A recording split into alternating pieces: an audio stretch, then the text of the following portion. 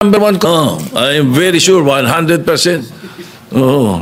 Anyway, so again, no, wala akong binabanggit na gano'n. You should not feel alluded to when I say that. Kasi, at tinatanong nila, hindi naman daw abogado, Senator Lacson. Magaling na investigador eh.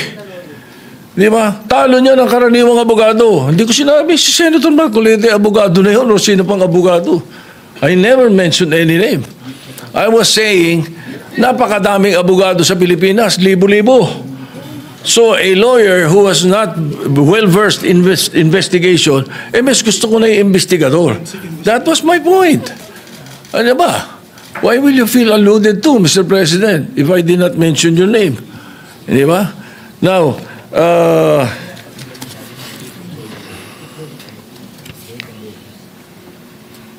again, as far as the rules are concerned, the Senate President has the power to order his transfer, especially in this case. Now, I asked the chairman of the Blue Ribbon Committee after they sent a letter, and it was done in court.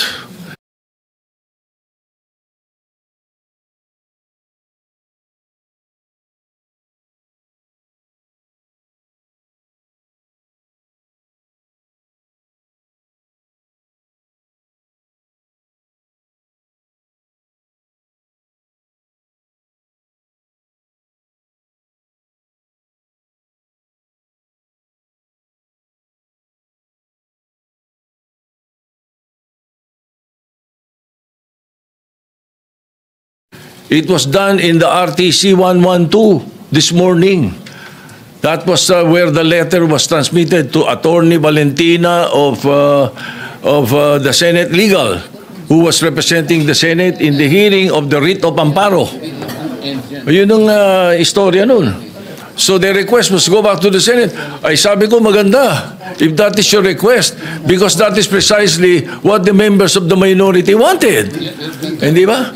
So no question. O ba't may question ngayon? Nalilipat natin, binalik natin sa Senate custody. Ano? And then also, to be fair to the OSAHA,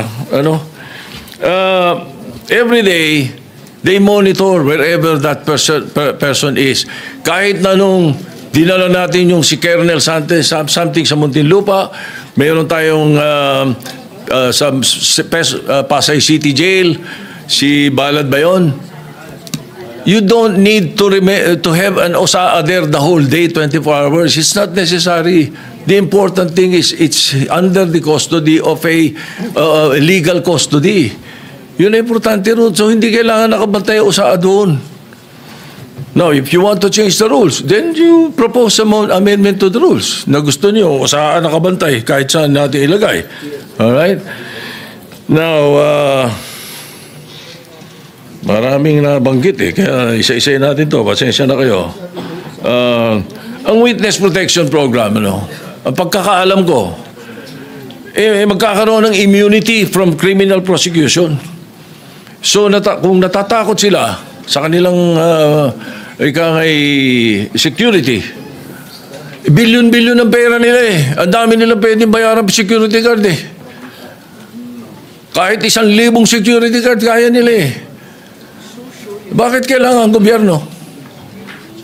Ay galit na ang mga tao dahil hindi nga natin malaman kung ilan yan, kung nangyari nga yan, kung sila nga yan, hindi po ba? Kaya we were just trying to be prudent. Konting konting hinay. Huwag yung sasabihin natin. Kaya sabi ko, ba't tayo nagmamadali? I'm not pertaining to any senator. Bakit, sana do not feel alluded to if I don't mention your name. Di ba? And then, state witness, there is no other direct evidence available for proper prosecution So, it is not applicable to the Discayas. At saka hindi rin pwede sapagkat ang pananaw ng karamihan, ang pananaw ng taong bayan, sila most guilty. Ang pwede sa Witness Protection Program, yun, not the most guilty. Ayun ang sinasabi ng batas. Anyway, As I said, the Senate President has the power to order the transfer.